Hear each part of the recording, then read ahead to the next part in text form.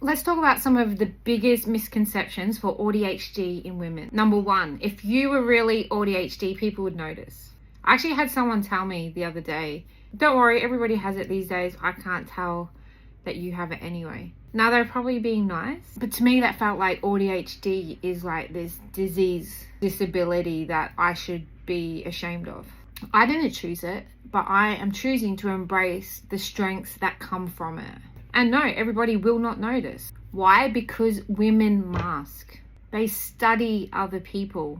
They look at their expressions. They learn the psychology. They learn about human behavior. We script everything. We over-prepare. We overachieve. So it looks like we have this high capacity. We're very professional. We speak so well. We are super deep or empathetic, or we know what we're talking about. But that's only because we've learned over decades how to prepare ourselves, how to blend in with a neurotypical world, how not to stand out, so people won't notice us. And that's where burnout happens, because we have spent so long masking to appear normal. Number two, you can't be smart or successful or even social if you have AuDHD. Actually, that's not true. Many women are people pleasers or perfectionists. So they might thrive at their work, they might thrive socially, but behind closed doors, there's so much anxiety or depression or stress, and it shuts us down. Number three, you're just emotional. You're just hormonal. Maybe you're going through perimenopause, or you're just anxious. This is why so many women get misdiagnosed. They might be diagnosed with anxiety. They might be diagnosed with depression, with bipolar, when really it's AuDHD underneath. Women get put into this box and treated a certain way. But unfortunately, some doctors aren't even aware of the effects of AuDHD in women. So women all over the world are constantly getting misdiagnosed. Number four, all AuDHD women are quiet and shy. Not true. Yes, some people are withdrawn, but others are bubbly and chatty and extroverted. I know me, I like to get my energy from being alone and isolating and being an introvert. But when I'm around people, talking about my special interests, talking about things I love with the people who I'm really deep with, I am so extroverted. I'm so talkative. I often get told to be quiet. And we sort of switch between the autism and the ADHD. So some moments it's totally chaos, hyperactive, chatty, cutting in, talking, blurting out. And other times it's sitting there quiet, being shy, withholding, watching, observing, reflecting. Number five, if you're AuDHD, you can't be in a relationship. You probably can't parent. Wrong. Everyone I know who has AuDHD, or even who is neurodivergent, they love so deeply. Yes, we struggle with communication, misunderstandings. One of my biggest issues with my AuDHD is relationally, but I have learned over time how to adapt. Some people may not like being touched and withdrawing, and they may appear like, oh, you don't like me, you're pushing me away. But when you're able to communicate your needs and how you like affection or how you give affection, then you have the possibilities of living in this place, in this family, this relationship that is so whole, that meets everybody's needs. Women pour out their hearts for their children, for their partners. The world may look at you and say, you're cold, you're withdrawn, you're isolating.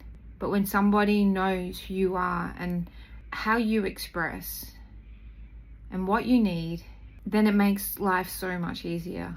Number six, AuDHD is just a TikTok thing. Everybody has it. It's a new common trend.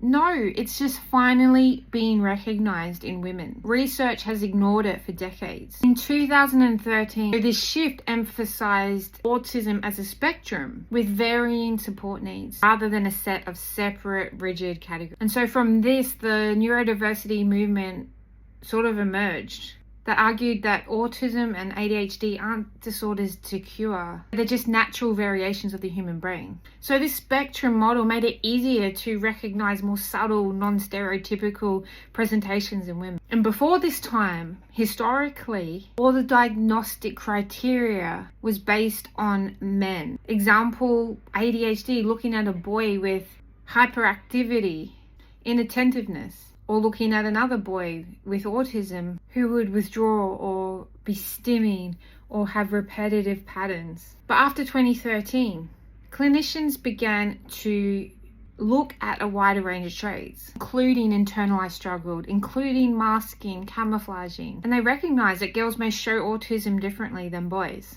Things like intense interest, hyperfixation that seems socially acceptable, like animals or books or celebrities rather than the typical boy who likes trains and numbers and patterns. And this helped women and girls get finally diagnosed, although underdiagnosis is still a big issue. Number 7, you're too deep, emotional, and empathetic to be autistic. Actually, many women who have AuDHD are hyper empathetic. This means that they feel everything. They feel so much. They walk into a room, they feel everybody's emotions, they feel their thoughts, they feel what they're going through. I know for me, one of my biggest issues is I feel everybody's emotions. I think about what they're going through and I can relate so much that I actually feel it like it's mine. And sometimes it's to the point of overwhelm. And finally, number 8, you're just lazy, you're disorganized. You don't have AuDHD. This one's frustrating. What laziness looks like is actually executive dysfunction. It's sensory overload.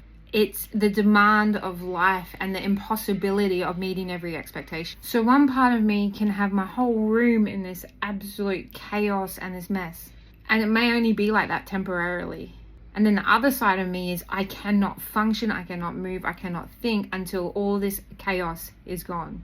So yeah, one moment it looks like disorganized, and the next moment it's absolute control and order. But executive dysfunction for a neurodivergent person, it isn't laziness. They're not forgetting. It's not like they can't be bothered. They just struggle to execute a task. They could be overwhelmed with so many things happening, the demands of life, the expectations of people. It can put you into like a zombie state where you pause and you freeze. You're full of anxiety and you cannot do anything. The expectation of your workload, of your study could be so much that instead of being able to execute that assignment, that work that you need to do, you end up spending 6 hours cleaning your house. We don't get to choose how this all works in our life. We don't get to choose to have this diagnosis, but we get to choose how we allow it to work in us. How we work with it, how we learn about it, how we psychoeducate ourselves.